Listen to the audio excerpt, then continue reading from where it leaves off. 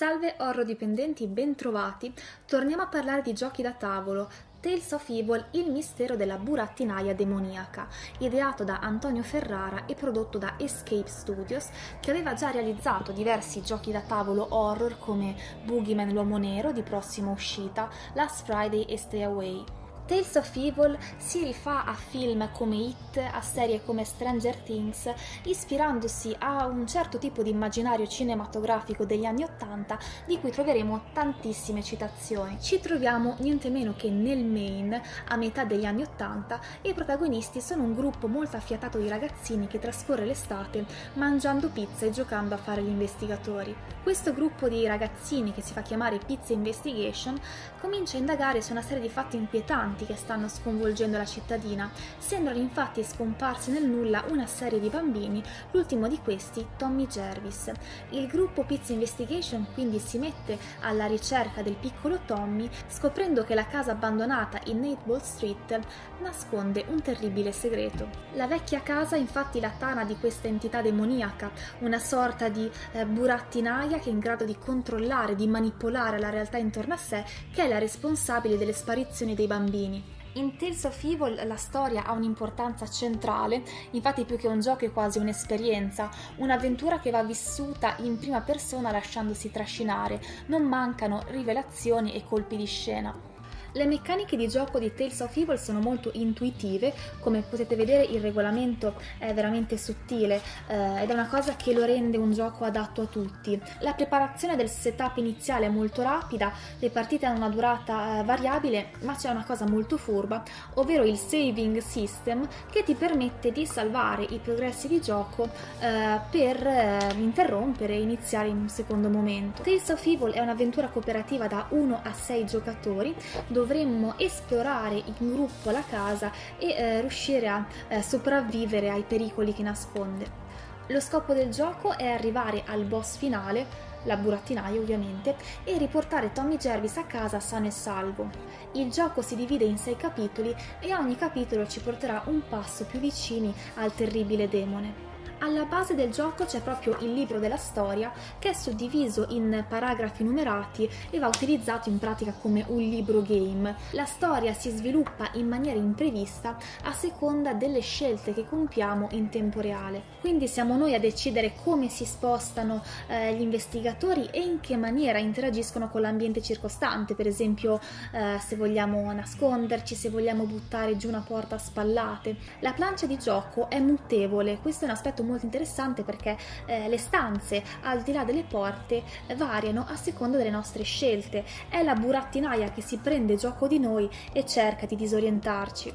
Abbiamo 12 tile numerate che si accostano l'una all'altra formando la complessa pianta della casa infestata. Le stanze sono illustrate in maniera molto dettagliata ed è divertente studiarsele con attenzione per cercare il dettaglio inquietante o inaspettato.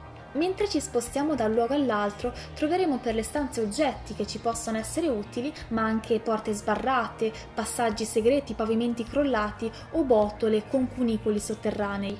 Gli investigatori si spostano in gruppo, abbiamo a disposizione 7 personaggi, i 6 membri della squadra Pizza Investigation, più bonus il personaggio di Tommy Jervis, che è il ragazzo scomparso. Ogni personaggio ha a disposizione 4 carte status che ne indicano lo stato di salute fisica e mentale. Man mano che il nostro personaggio perde punti corpo, punti mente, punti spavento, lo status cambia e l'investigatore sarà sempre più provato e spaventato. Abbiamo diversi mazzi di carte, come per esempio le carte capitolo, le carte speciali, le carte evento. Quest'ultime rappresentano le creature che popolano la casa, ma anche situazioni spiacevoli in cui i nostri eroi finiranno per imbattersi. Ci sono poi le carte ritrovamento, ovvero gli oggetti che troviamo per le stanze, ed è molto divertente pescare queste carte perché molte hanno un aspetto familiare. Come dicevo, il gioco omaggia chiaramente la cultura pop anni 80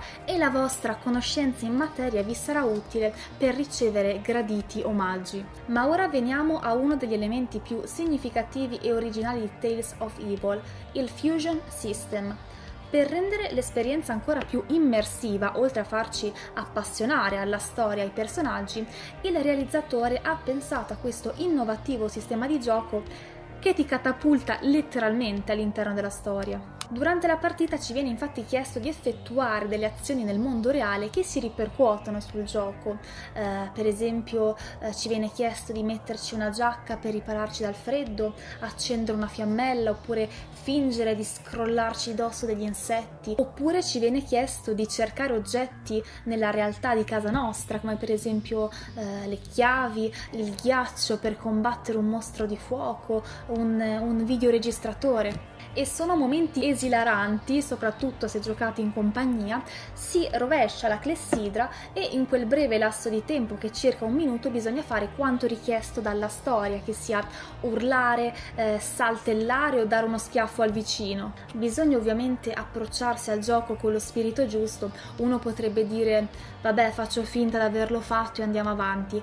No, se dovete giocare così lasciate perdere, perché a Tales of Evil bisogna giocarci con il mood giusto, perché bisogna veramente lasciarsi completamente coinvolgere. Ci sono poi enigmi da risolvere e dei contenuti multimediali a cui accedere attraverso il QR code. Scopriremo andando avanti nella storia che non stiamo semplicemente utilizzando i personaggi di un gioco, ma li stiamo letteralmente aiutando nella loro impresa. Non è solo una storia quella che leggiamo, ma è proprio una vicenda che sta accadendo da qualche parte, in una dimensione parallela con la quale riusciamo a interagire proprio attraverso il gioco. C'è quindi questo sviluppo metanarrativo in cui noi giocatori diventiamo personaggi e protagonisti del gioco al quale stiamo giocando. Tales of Evil unisce quindi una storia intrigante a una modalità di gioco molto originale, divertente e adatta veramente a tutti. La qualità dei materiali è eccellente, le carte e le planche sono bellissime. Un plauso agli illustratori che con questo stile un po' a fumetto hanno contribuito a proiettare in un'atmosfera da teen horror anni 80. Un'altra finezza sono non solo i dadi fosforescenti, ma l'intero box si illumina al buio. All'interno del box troviamo anche questo enorme poster con l'inquietante burattinaia e un'espansione con altre avventure a cui giocare insieme ai ragazzi di Pizza Investigation. Tales of Evil è distribuito in Italia da Asmodee e lo trovate in tutti gli store. Io vi mando un saluto, vi auguro un felice Halloween e ci vediamo al prossimo video. Ciao!